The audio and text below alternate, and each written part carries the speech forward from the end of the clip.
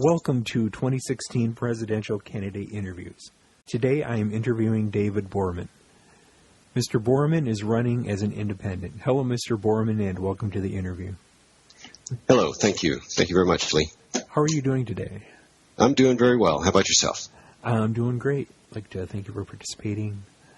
Let's get started with some get-to-know-you icebreaker questions. Okay. Can you describe your family? I have a wonderful wife. The end of October, we'll be married 9 years. I have a 7-year-old son, Ethan, and an almost 11-month-old daughter named Meredith. We have 2 cats. Describe your employment and your work experience. Excuse me. I am a software engineer by trade. That's where the majority of my interests have been, probably for the last little more than 10 years. And so that's where my work experience has been, and it's really been really over the last 6 years that I've begun to really get involved in what politics is and what it really means to the people of the United States. What are your hobbies and interests? I like to read. I do a little bit of writing now and again. I am a Christian, so a lot of my reading centers around, of course, the Bible, my writing as well. And so that's really where I spend a lot of my extra time alongside teaching my children and, of course, spending time with my wife. And we go to the beach. We're about 3 miles from the beach, so we get to spend some time there. Who are your favorite authors as far as maybe Christian theology or Christian inspirational writing? C.S. Lewis is probably one of my most favorite, and then actually above any others would probably be the Apostle Paul. Okay. Next question, your favorite place to eat out? Let's see. There's a Mexican restaurant that's down here on Coast Highway, and now I can't remember the name of it. It's a great little Mexican restaurant down there, very reasonable, and there's also Miguel's in Carlsbad. That's good. Do you have a favorite fast food joint? Let's see, fast food. It's hard to get away from the Jack in the Box tacos. Okay, and maybe you just answered this. Your favorite junk food? Probably the Jack in the Box tacos. Okay. Do you have any favorite TV shows and movies?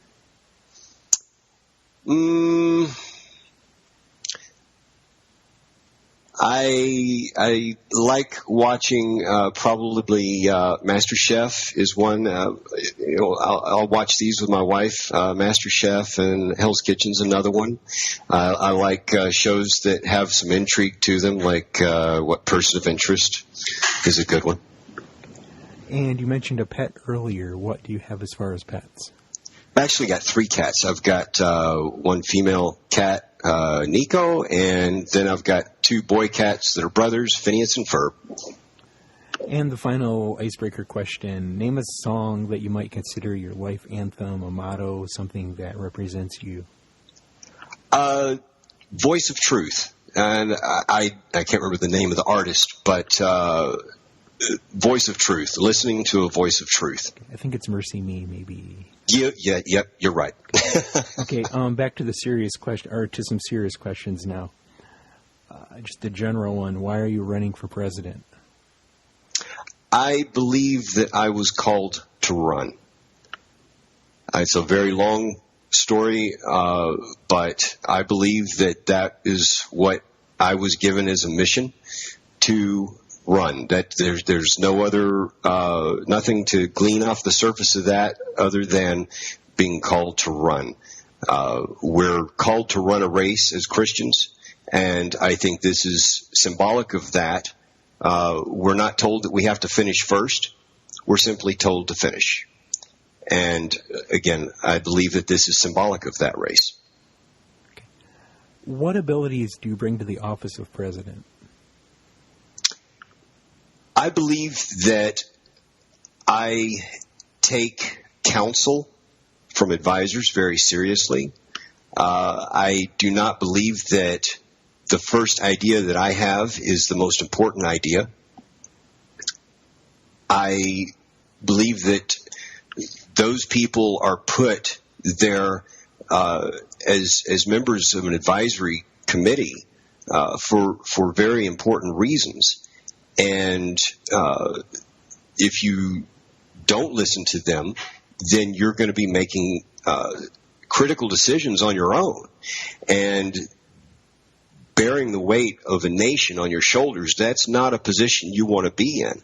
So I think a really open sense of how big of a task this really is probably one of the most critical things that a person can bring to the table, knowing that I've got 330 million people to serve. And that's the other thing that I bring to the table. I don't bring myself to the table as saying, okay, I'm the next president. I'll bring myself to the table as a servant for the people.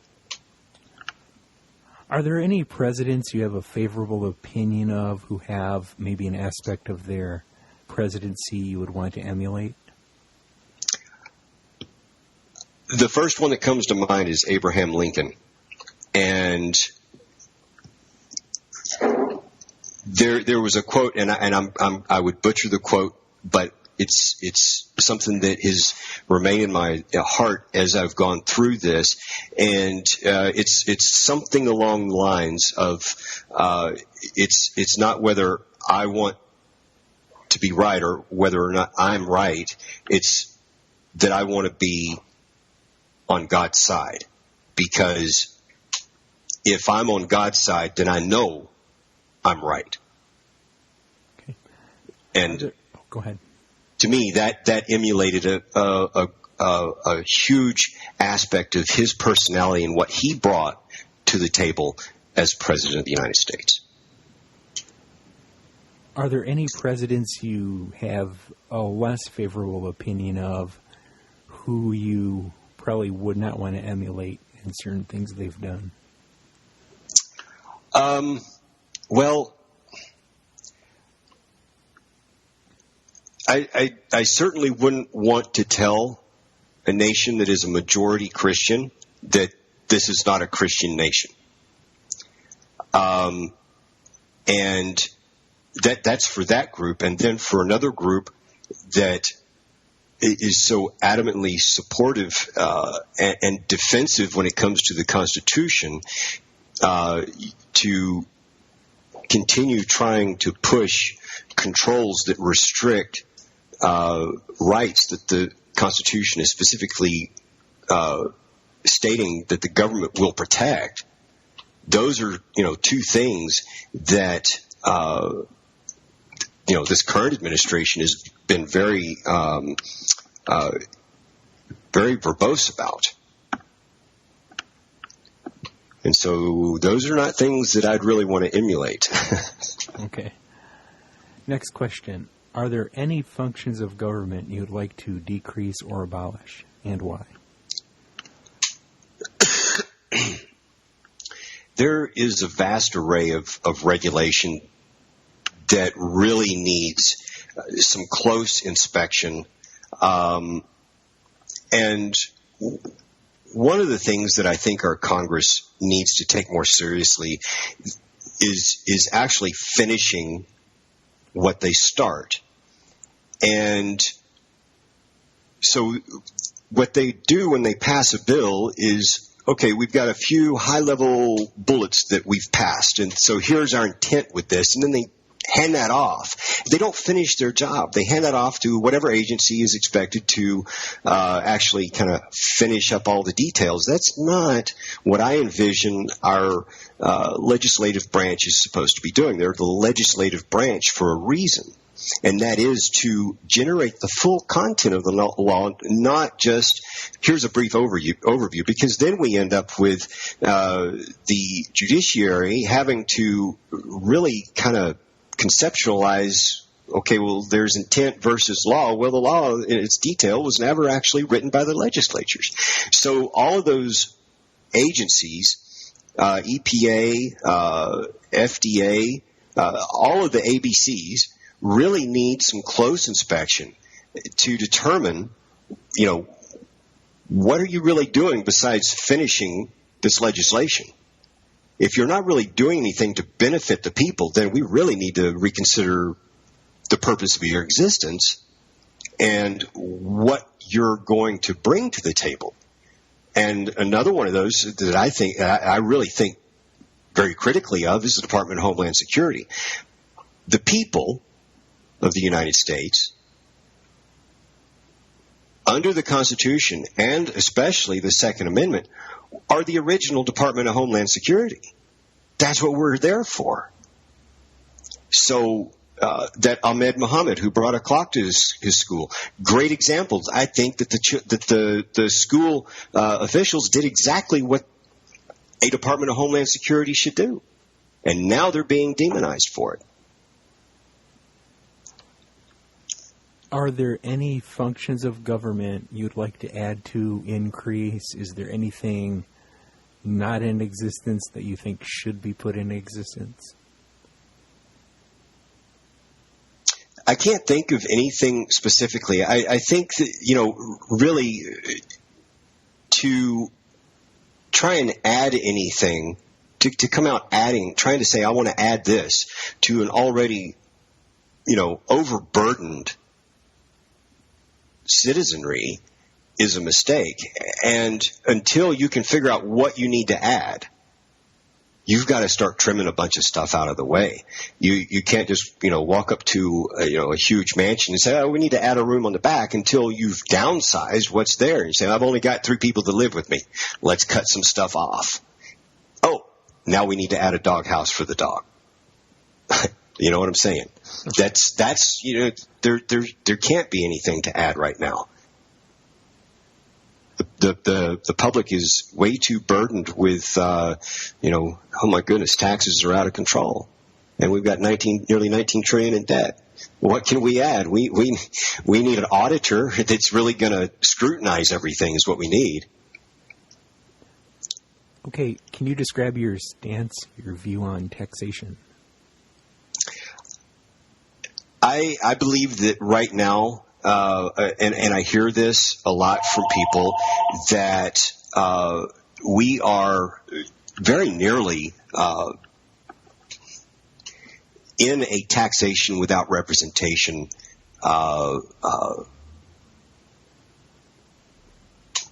we're really close to that because so many things get tacked on. There's executive orders, and all of a sudden there's this new, tax or whatever you want to call it.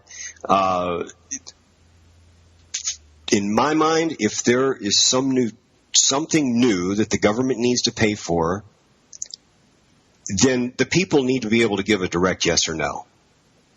If they can't give a direct yes or no on it, and we're supposed to rely solely on a representation in Washington to do that, then right now we're losing something. We're not getting proper representation in Washington. Lobbyists and other outside groups are coming up with all these regulations that benefit them, but they're not paying for them. And so it hurts the taxpayer when all these things are going on and these little, nickel and dime bills times millions gets added on. And nobody knows where all the money's going. We're $19 trillion in debt. How can we be there? You're only supposed to be taking in so much money and using so much money. So there is a real problem with the tax system right now. And I've actually got, along those lines, got a few bullets that I think would benefit the people, benefit corporations and small companies especially. We do not have the mom and pop and the cottage industry like we should. We're supposed to be the land of growth here. This is where everybody says the American dream, the American dream. When you tax companies and small corporations just 35% of what they're making, and then you add on to that the requirements for the Affordable Care Act, you can't run a business. You can't start anything up, and that hurts people. We have no growth in that, and so that hurts innovation. It hurts competition. It kills the economy. Describe your stance on the abortion pro-choice issue. I think of it this way. We have a choice, and that choice starts with, do I have intercourse or not? Once you decide to have intercourse and you conceive, your choice is done. I do believe in life at conception, and having an abortion for the sake of convenience or to have, the abortion is not health care. And it's not the federal government's job to regulate health care. It's not the federal government's job to support abortion. And giving money, whether they deal in baby parts or not, giving money to any institution, if they perform abortions, is not what the American people need to be doing. I know that the tax dollars are not supposed to be paying for abortions, but giving money to those organizations when abortion is such a profitable business should not be on the taxpayers' shoulders. So I am pro-life, and the choice ends at conception. What role should our military play in the world? First and foremost, our military needs to provide a visible and strong deterrent for our enemies to encroach on American soil. That is to have the best homeland defense possible. It should be, to an extent, it should be obvious. We do not go there. That needs to be obvious. The second is that we need to be able to stand up to bullies just by our presence. Our military needs to invoke a sense of fear for anyone who might actually think about attacking one of our allies, attacking our own men and women that serve. It needs to be well funded, and I think our military are well deserving of an evaluation of their benefits. I believe that they probably should be getting paid more than they're getting paid. And I also believe that our veterans need a much higher standard of care.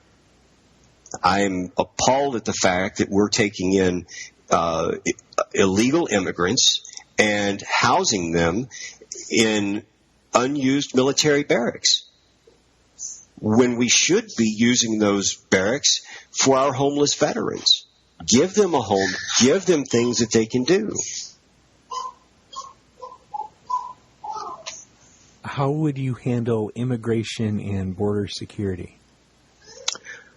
Well, first and foremost, I'm of the mind that we do need a much better, much more secure border. We don't have Canadians running into America. They like it there. They get as close to a one-payer healthcare system as they can get, so they're not going to leave. But to our south, we have this influx of immigrants, and I have no problem with why they want to be here. Everybody wants a better life for their family, but how they're getting here is what I've got a problem with. They're running through a very porous border. We need a secure border. We need to increase our border patrol. We need to increase their ability to detain and deport. And here's something I think that when we send a busload of people back to Mexico, we take them right back to Mexico City and we drop off an invoice. Here's how much we're charging per head of bringing your people back to your country. And they can owe us for bringing them back home. How do you perceive the issues of race and discrimination in America? Do we still face challenges? How do you deal with these issues? I think you get the gist of the question. Yeah, of course we still have issues.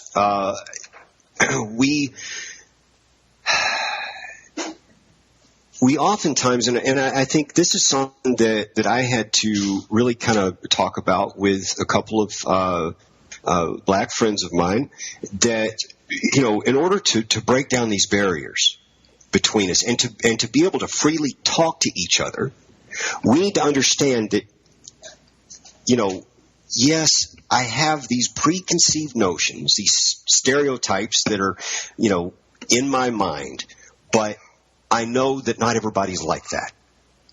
And we want to be able to come to talk to each other, but here's the deal. Political correctness has inhibited that ability to communicate. You can't say this thing or that thing because you're afraid that somebody's going to automatically be offended, when all it is you're just trying to, you know, ask a question. Hey, this is the preconceived notion I've got. Talk to me about it because I want to know, you know, where it's wrong, and I want to discuss this with you. And so, you know, when we can start discussing these things without the fear of, you know, this immediate backlash of being labeled a racist or a bigot, you know, nobody's going to come together. And so it's really important that, you know, yeah, we can recognize that there's an issue, but we don't need to wear that like there's a big sign around my neck. I know you're a racist, so I'm not going to deal with you, sort of thing. And that's what we get a lot of. I see it both in among whites and blacks and Hispanics. You know, everybody's just having this issue. I expect other people to be racist. Well, you shouldn't expect other people to be racist. That's not how you work at getting along. And I think that one of the biggest messages that I could try and pass along to people is to think about compassion. If you feel that you're owed something and that other people should give it to you just because of their color, then who's lacking the compassion? Who's truly committing an act of, quote, racism? And so, you know, but that goes with both sides. People had compassion for their neighbor, then would we even have this problem? It comes down to a lack of compassion and thinking about others before they start thinking about themselves and what others have and what they don't have. What role should the federal government play in healthcare? I think that the federal government should have no role in healthcare. I'm intelligent. You're intelligent enough to know what you need, what insurance, healthcare policy is best going to suit your family's needs, and to have minimum requirements that require,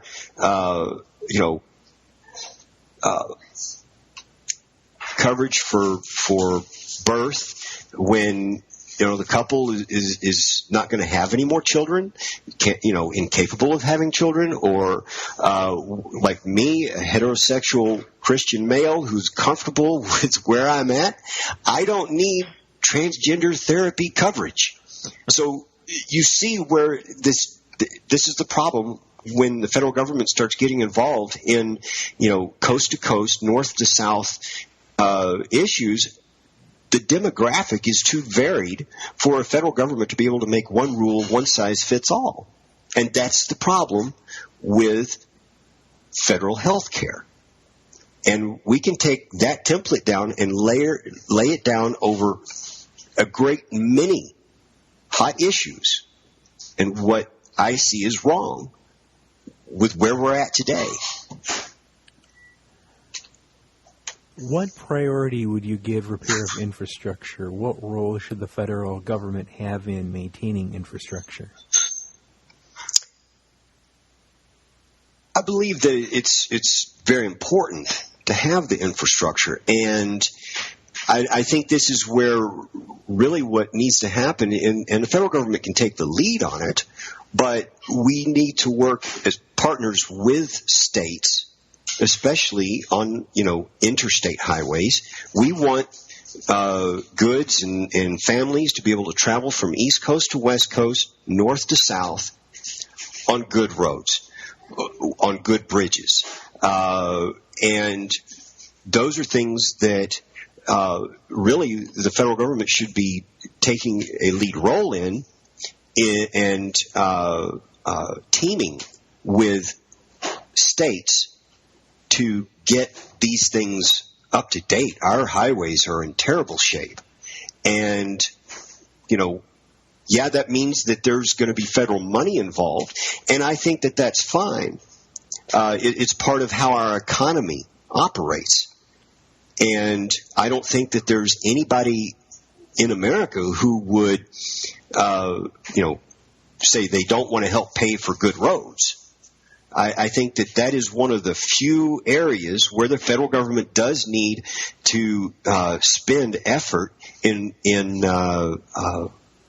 down at more of the state's levels. It doesn't have anything to do with states' rights. This is a matter of simply being able to provide state-to-state travel in a safe manner. And safety of the people is one of the federal government's priority jobs. Some people think there's a conflict between gathering intelligence on terrorism and maintaining personal liberties and freedoms.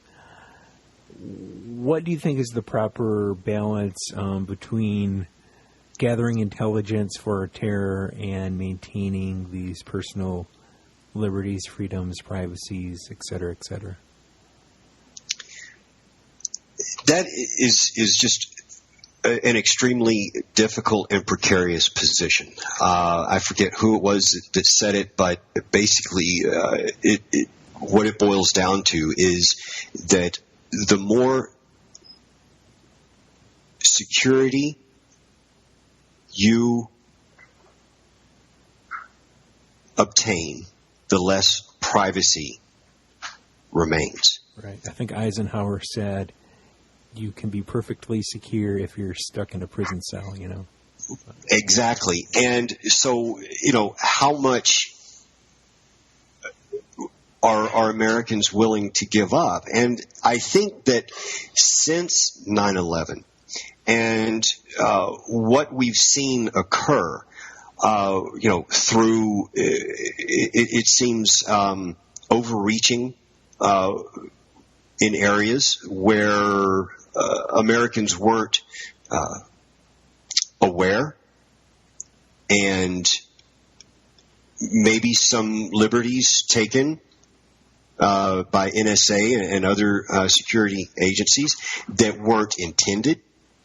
I think that Americans now are probably more to the point of, let us keep the homeland secure. We'll notify people when we see things. And I think they've had enough experience now in dealing with these things that, just like that, we'll go back to Ahmed, in his little suitcase clock,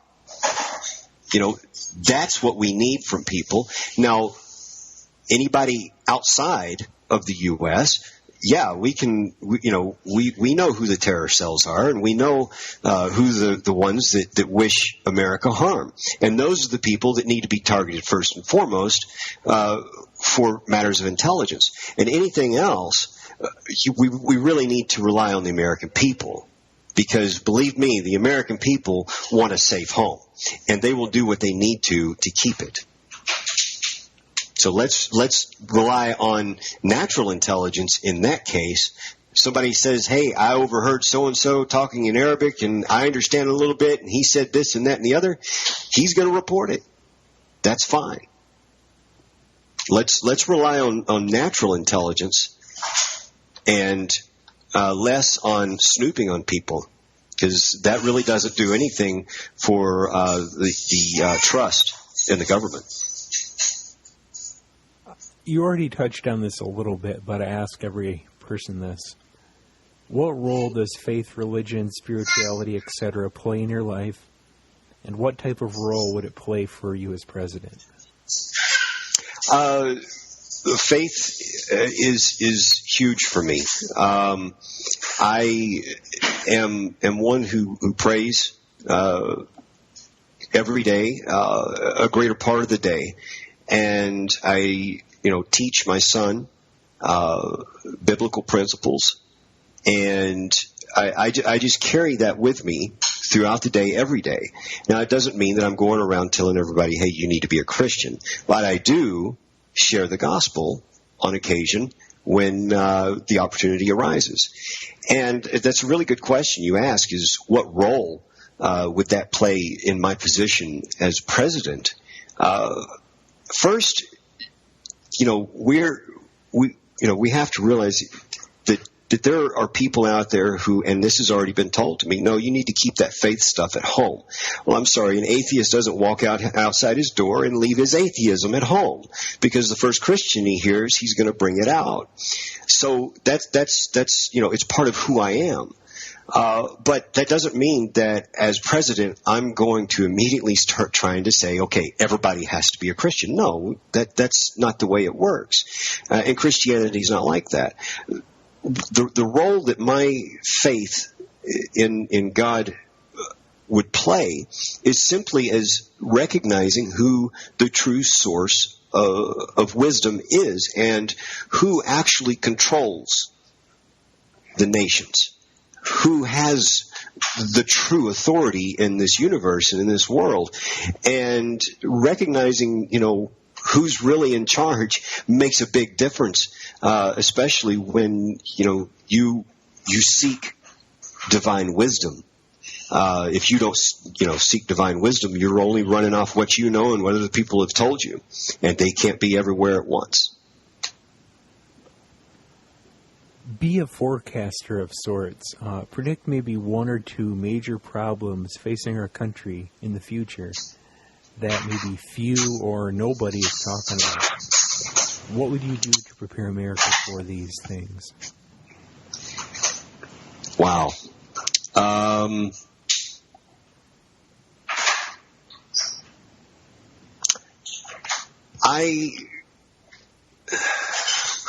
That's a good question. Let's see.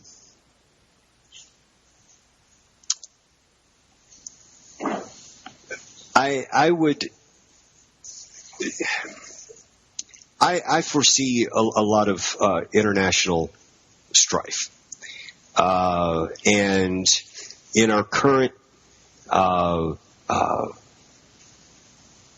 path, the way we're currently going, we really have no military backbone, and that really starts at the top.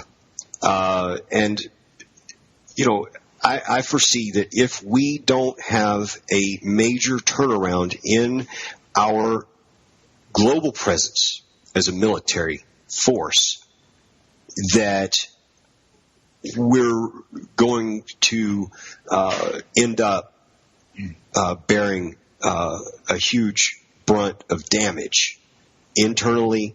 And so one of the really big things that I would want to turn around right away is our military presence.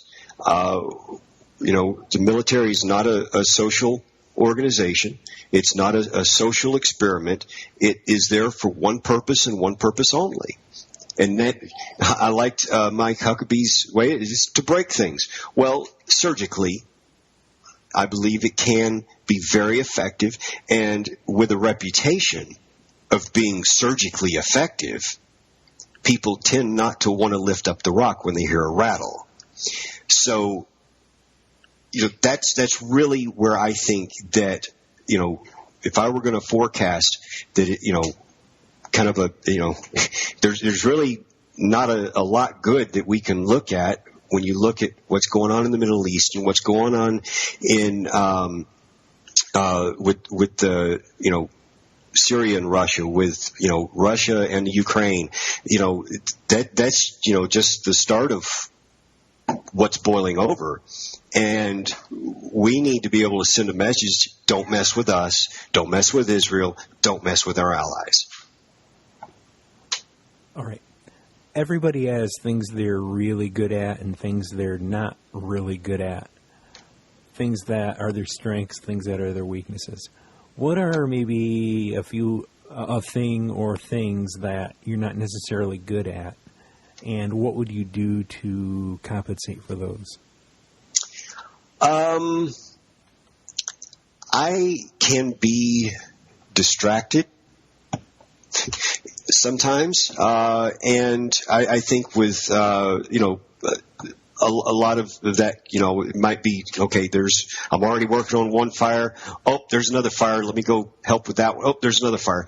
Well, of course, as president, you have people who kind of buffer you from those things so that you're not distracted, and that's certainly one thing I would certainly count on. But let's see. That's probably my biggest weakness, is wanting not to be involved, but wanting to be aware of what's going on, and not in a micromanaging sort of way, just being aware, and so that if there's anything I can do, I'll drop what I'm doing and I'll help. Are there any other issues you would like to discuss that have not been covered by anything in this interview? I brought up Israel. I think that our current relationship has been strained horribly, and I don't believe that this relationship is indicative of what the majority of Americans believe it, where it should be. And one of the things that if I on my first day in office, I would be calling Prime Minister Netanyahu, and he's the only person that I could see apologizing to for anything because of the heinous treatment he's and his country have received. And so I think that issuing an apology to him for previous mistakes and arrogance, excuse me, and that's where I think we'd go. But it would all be, excuse me, on the premise of excuse me,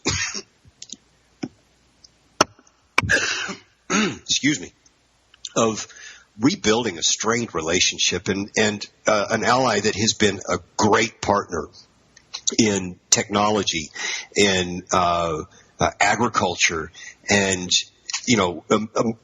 we need to do more with them, and we should be more active with them, and especially in their defense. We've helped with the Iron Dome, and I don't like saying anything bad about anybody, but I would say at this point, with the track record that we've seen, if it had been up to President Obama, they would not have gotten the Iron Dome. And he's gotten credit for continuing to support it when it was actually someone else who made that agreement, and he's stuck with having to follow through with it. And I know that he doesn't like it, but he has to. If he were the one that was making that agreement today, that agreement would not get made. And I'm so thankful that it was. I'm thankful that the Iron Domes are there. We need more like it, and it needs to be improved. Okay, time for some closing remarks. Okay. In 2 minutes or less, tell us why we should vote for you. I believe that I bring a fresh, out-of-the-box approach to what it means to be the President of the United States. And before I tell somebody that I'm a presidential candidate, I tell them that I am offering myself as a servant to the people, because to me, the office of president is the ultimate service to the people. Well, the military provide the ultimate service to our country. The president, in my view, provides the ultimate service to the people. And that's, my first, the first thing that I tell people about why I'm running, because I want to bring back service to the public servant position. Okay, thank you for participating in the interview. I'd like to thank my listeners for listening. Be sure to check back in the future for more candidate interviews. Have a good day, and remember to keep informed and keep involved. Thank you again, Mr. Boarman.